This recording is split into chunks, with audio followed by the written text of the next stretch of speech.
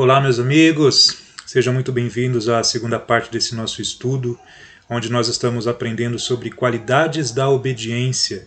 Então nós vimos um pouquinho no estudo passado, se você não viu, se você perdeu e quiser dar uma olhadinha, pode procurar aí na minha página do Face, que na semana passada nós fizemos a primeira parte desse estudo e nós vimos um pouquinho a diferença entre pessoas religiosas que seguem as tradições de sua religião e pessoas obedientes, né? Pessoas que de fato se preocupam em obedecer a Deus e de que forma que nós devemos nos esforçar em obedecer a Deus, aonde nós encontramos aquilo que Deus quer que a gente obedeça.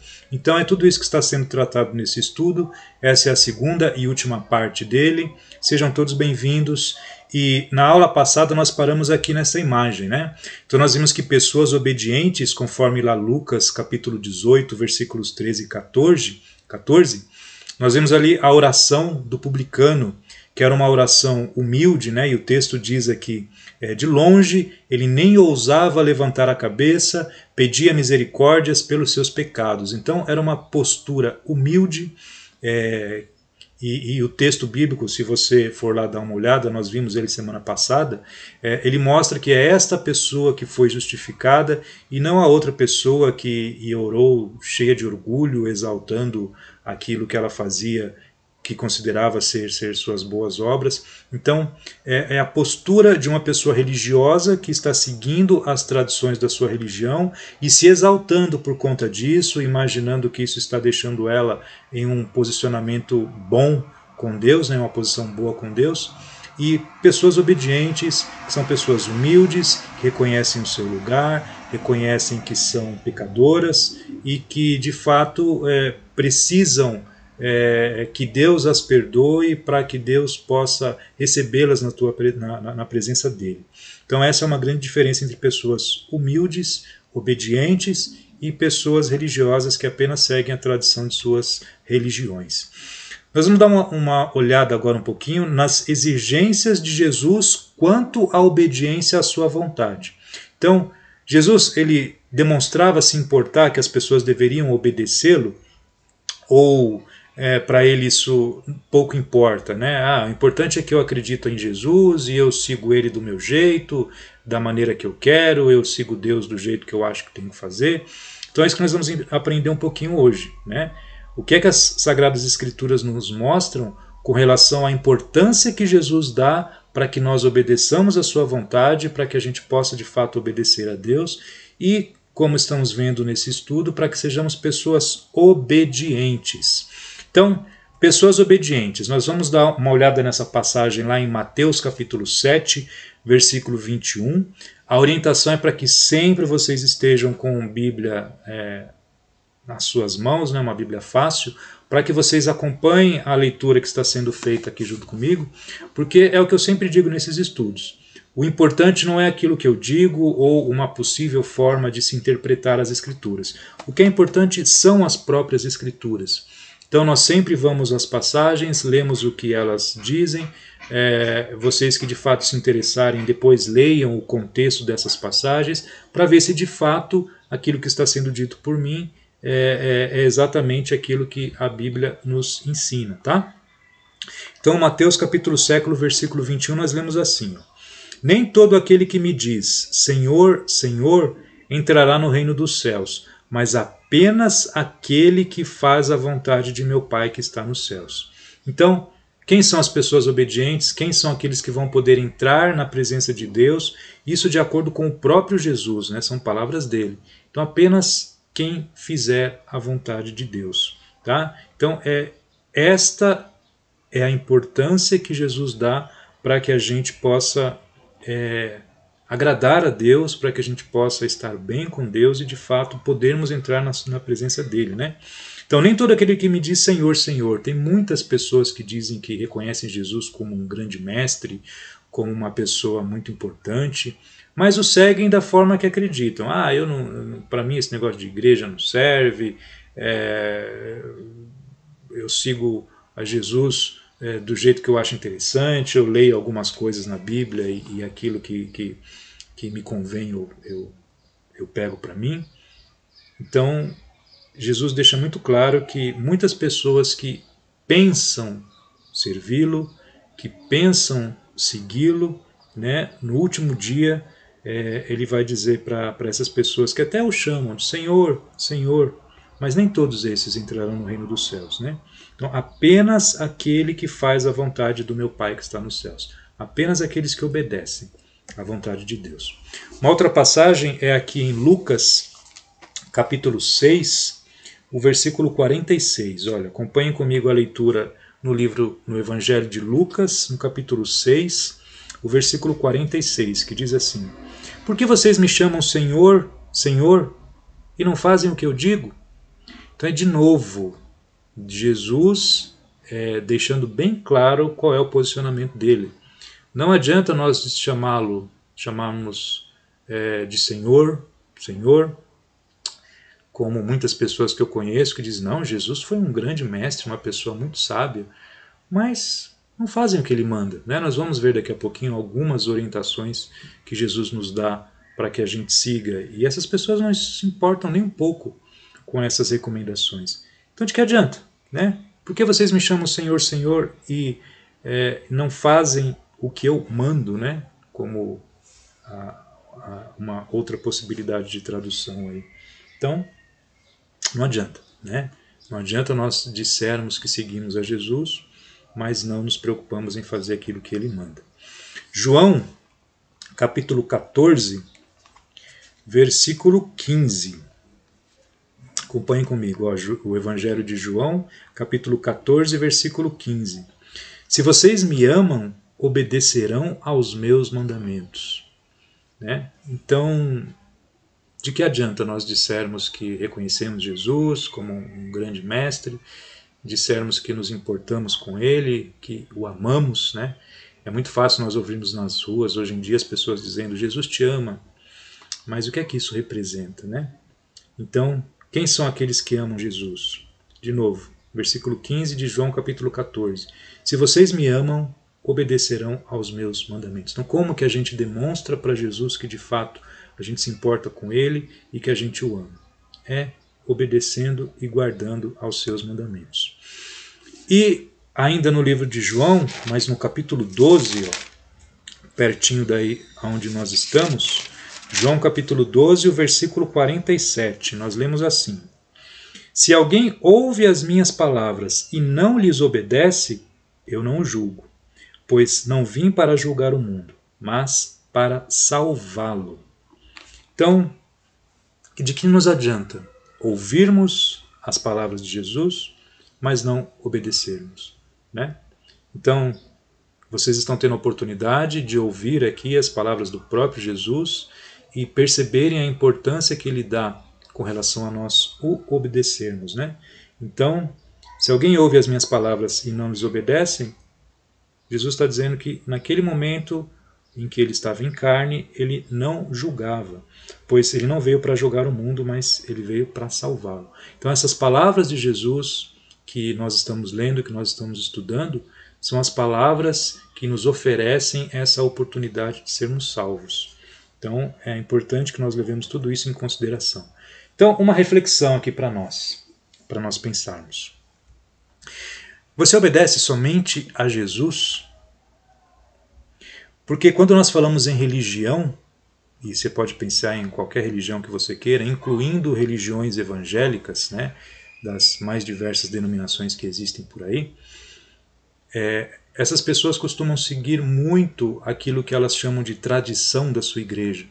Então, existem muitas tradições das igrejas de hoje que você não encontra ela nas páginas da Igreja do Novo Testamento. Então a preocupação é, você obedece somente a Jesus? E você que acha Jesus um grande mestre, uma pessoa importante, que Jesus você está obedecendo? Porque o Jesus que existe, o Jesus que é vivo e que morreu e ressuscitou e que deixou todos esses ensinamentos para nós, é o Jesus que nós encontramos nas páginas das Sagradas Escrituras.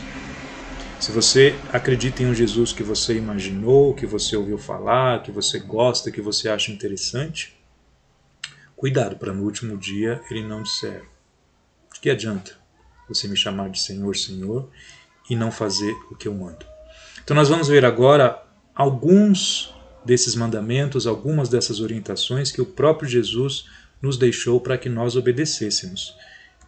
Então nós vamos começar por esta simples questão. Você foi batizado por imersão?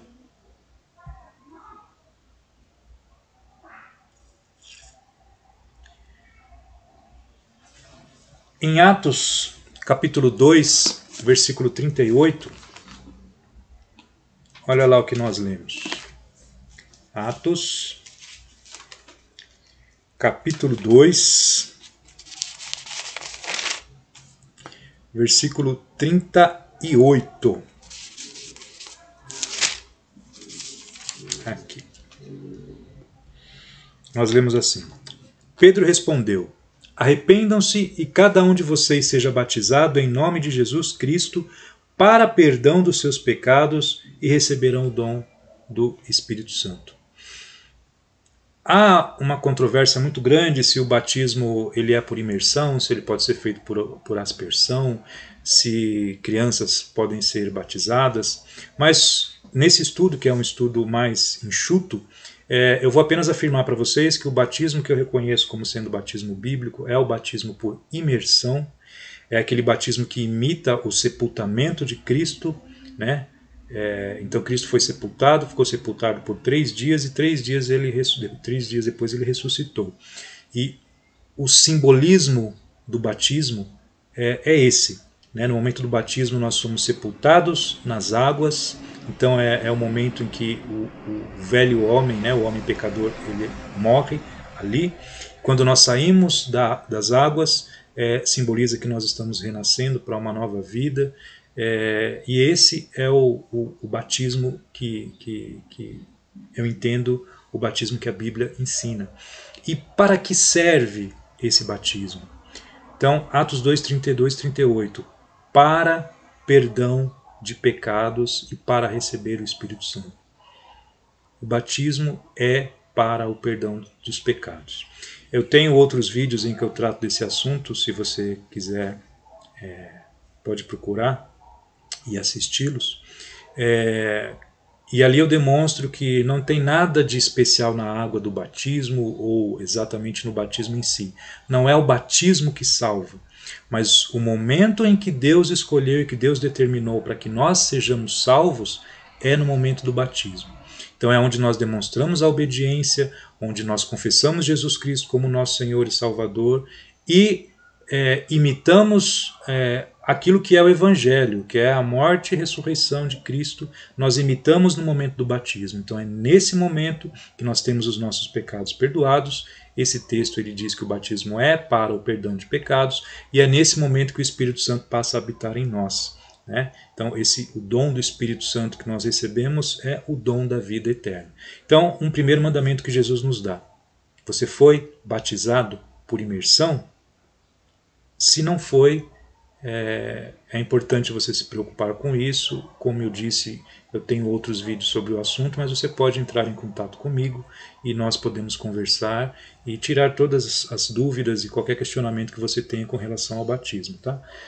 Importante é entender, Jesus deixa muito claro que nós devemos obedecê-lo e um de seus mandamentos é para que nós passemos pelas águas do batismo.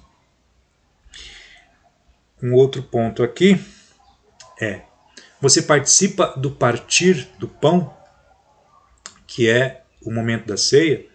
Essa foi uma instituição que o próprio Jesus deixou para nós. Né? Ele mesmo, no dia da Páscoa, na noite em que ele foi traído, como diz o texto até, ele nos deixou esta orientação para que a gente participe do pão, que simboliza o seu corpo, e participe do suco da videira, que simboliza o sangue que ele derramou. E a orientação que nós temos aqui em Atos, capítulo 20, versículo 7. Vamos dar uma lida lá.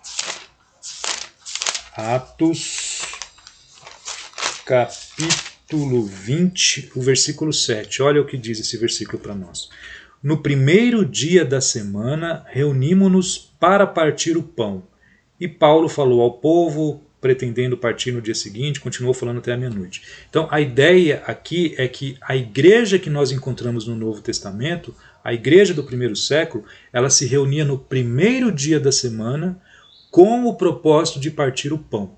Então, nós podemos verificar isso através da história da igreja, em documentos que nós temos, que a igreja se reunia todo o primeiro dia da semana e todas essas reuniões eles participavam disso que o texto aqui nos chama de partir o pão. Então, eles participavam da ceia. Tá? Se você for dar uma estudada nesse texto aqui de Atos capítulo 20, você vai ver que Paulo ele já estava diversos dias ali com aqueles irmãos, mas ele esperou o primeiro dia da semana para que naquele dia, como era o costume das igrejas, como era a orientação dos apóstolos, no primeiro dia da semana eles participavam da ceia do Senhor. Então isto é também um mandamento que Jesus nos deixa. Então, se você quer segui-lo, você precisa.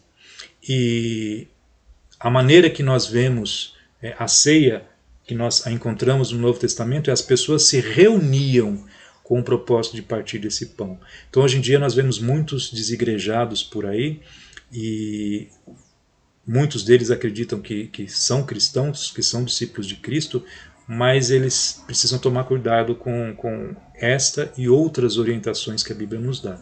Nós precisamos nos reunir com o propósito de partir o pão. E você sozinho na sua casa, você não tem como fazer isso. Tá? Então, se Jesus demonstra que nós temos sim que nos preocupar em obedecê-lo, esta também é uma orientação que a gente precisa preocupar em se obedecer. Próximo ponto. Suas ofertas elas são feitas de coração? Vamos ler aqui, ó, 2 Coríntios capítulo 9. Talvez eu leia mais do que o versículo 7, mas vamos ver aqui. 2 Coríntios capítulo 9.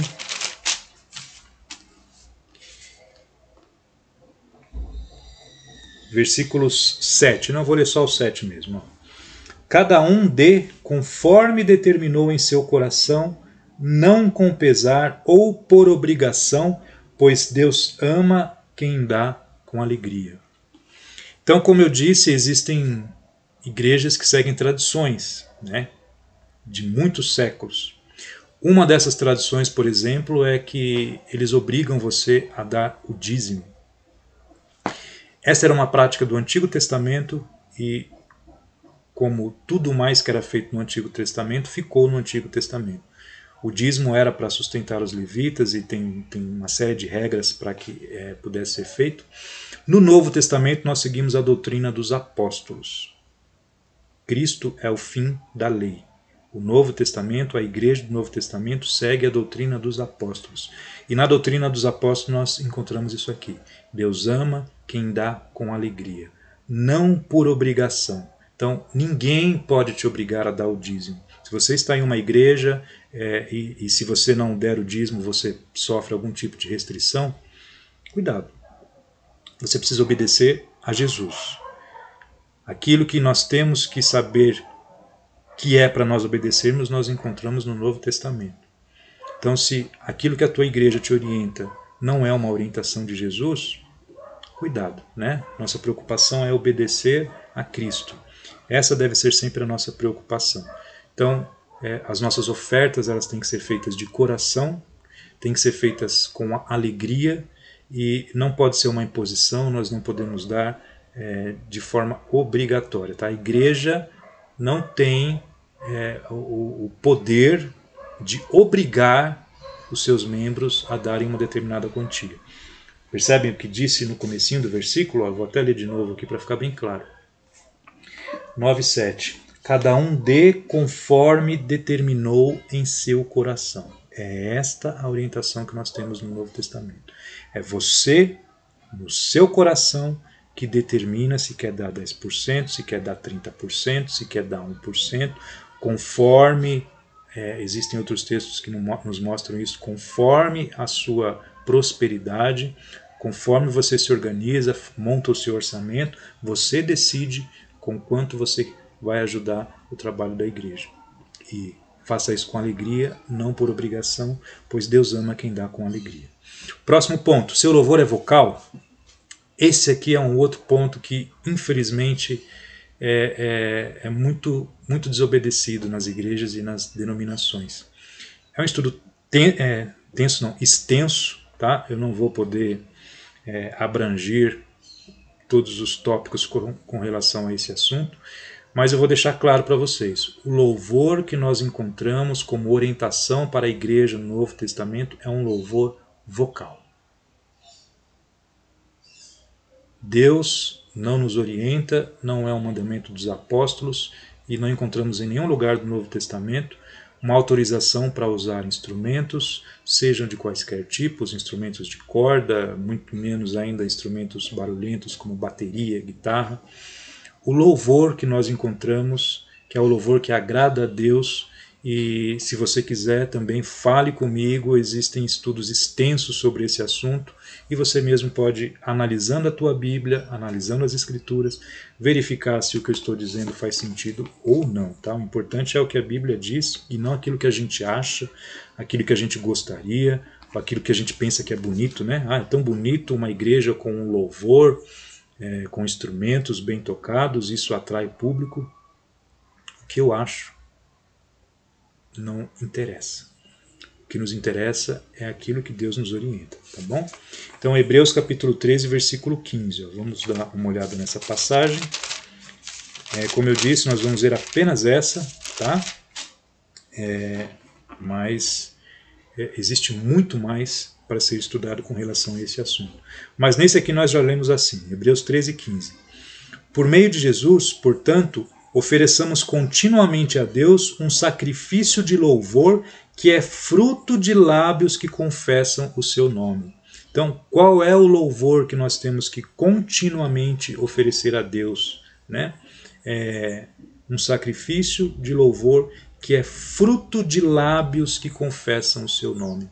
Então, a orientação é que com os nossos lábios, enquanto cantamos ali, nós confessamos, nós adoramos a Deus, e esta é uma passagem que nos demonstra de que forma que Deus nos orienta a fazermos um culto de adoração público que o agrade e que seja conforme a vontade dele.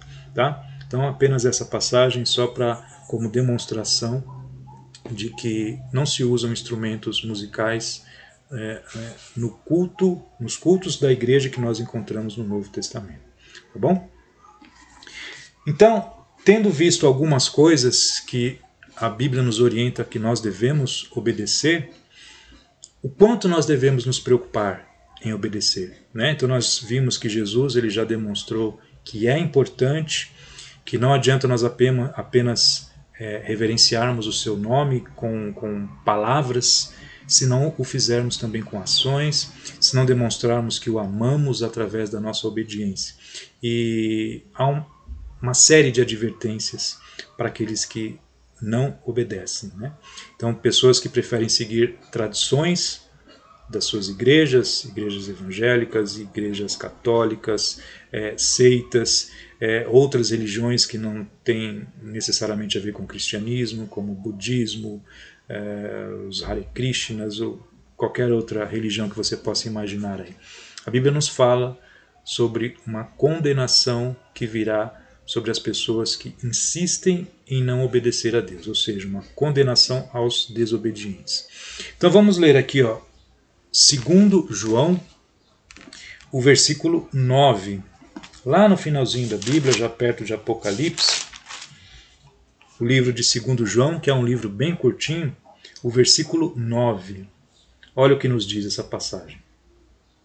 Todo aquele que não permanece no ensino de Cristo, mas vai além dele, não tem Deus. Quem permanece no ensino tem o Pai e também o Filho. Vocês percebem a clareza dessas palavras? Eu vou ler de novo. Ó. Todo aquele que não permanece no ensino de Cristo, mas vai além dele. Por exemplo, se Cristo não nos orienta a colocarmos instrumentos no nosso culto, mas a igreja já faz isso há tantos anos, né? É uma tradição da igreja. Cuidado para não ultrapassar aquilo que a Bíblia ensina.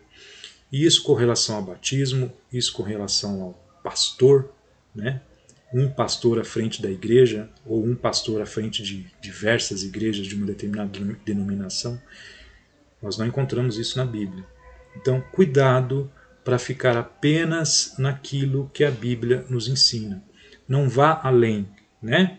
Todo aquele que não permanece no ensino de Cristo, mas vai além dele, não tem Deus. Então devemos sim nos preocupar. É importante colocar um instrumento, deixar de colocar? Qual que é a importância disso, né? A importância é que se não permanecemos naquilo que Deus nos ensina, não temos Deus. Agora, quem permanece no ensino tem o Pai e também tem o Filho. Então, eu me preocupo em seguir apenas aquilo que a Bíblia nos diz. Procuro não ir além e procuro também não esconder passagens que de repente não me agradam. Tá bom? Apocalipse capítulo 22, versículos 18 e 19. Apocalipse capítulo 22, está aqui, versículos 18 e 19. Olha o que a Bíblia nos diz. Declaro a todos os que ouvem as palavras da profecia deste livro. Se alguém lhe acrescentar algo, Deus lhe acrescentará as pragas descritas neste livro. Se alguém tirar alguma palavra deste livro de profecia, Deus tirará dele a sua parte na árvore da vida e na cidade santa que são descritas nesse livro. Então, cuidado quando você acrescenta mandamentos que não estão nas páginas do Novo Testamento, e cuidado quando você retira mandamentos, né? Que é como nós estamos vendo aqui nessa imagem, né? Então, se você acrescenta coisas que não estão na Bíblia, flagelos também serão acrescentados a você, a sua existência, a eternidade da sua alma. Da mesma forma, da mesma forma, se nós tirarmos mandamentos, eu tive um probleminha aqui com o slide, mas já estamos no final. Então, se nós acrescentarmos ou se nós retirarmos alguma coisa descrita, tanto aqui no livro de Apocalipse, como todo o Novo Testamento e também as orientações que nós temos no Antigo Testamento, procurem seguir à risca aquilo que nós encontramos nas Sagradas Escrituras. Ah, Cristiano, mas que exagero, poxa vida, você tem que seguir tudo direitinho? É isso que a Bíblia nos orienta, né? Se você for além dos estudos de Cristo, você não tem Deus e não tem o Pai. Se você acrescentar alguma coisa ou retirar alguma coisa, você não vai ter parte na presença de Deus, né? Aquilo que a Bíblia chama de a Nova Jerusalém, e flagelos lhe serão acrescentados, alguns desses flagelos aí estando descritos no livro de Apocalipse.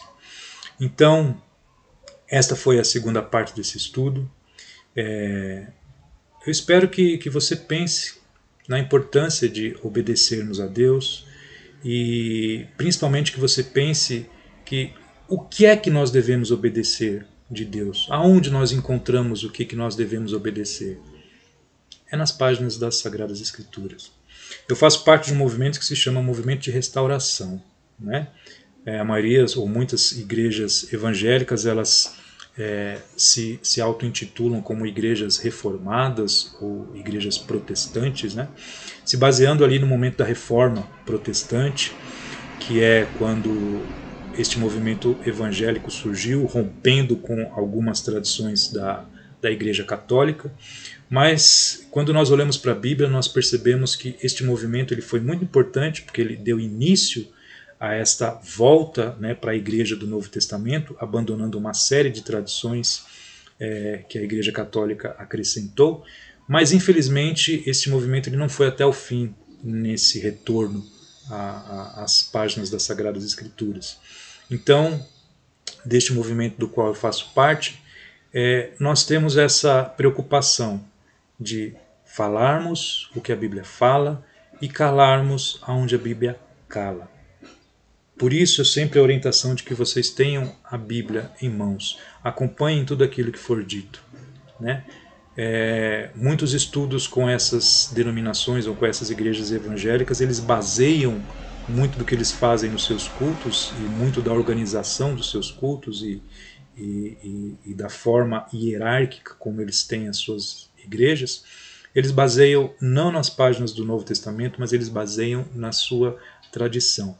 E por mais absurdo que possa parecer, eles dizem que no Novo Testamento, nas páginas do Novo Testamento, não está descrita a forma que a igreja funcionava e por isso que eles podem seguir a tradição. E infelizmente o que acontece é que esta igreja que se formou através dessas tradições é uma igreja que não se encontra no Novo Testamento. Então, se você não utilizar as tradições, você não consegue embasá-la nas páginas do Novo Testamento. Mas é perfeitamente possível extrair tudo o que nós precisamos saber para termos uma igreja exatamente como a igreja no Novo Testamento funcionava.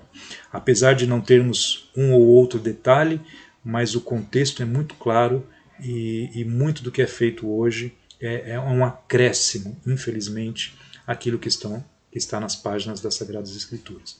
Então, minhas orações serão para que vocês se interessem por esses estudos.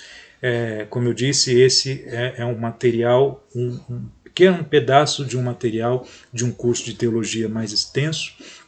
Se alguém se interessar, pode falar comigo e nós vemos a possibilidade de que todo esse material seja passado para você, tá bom?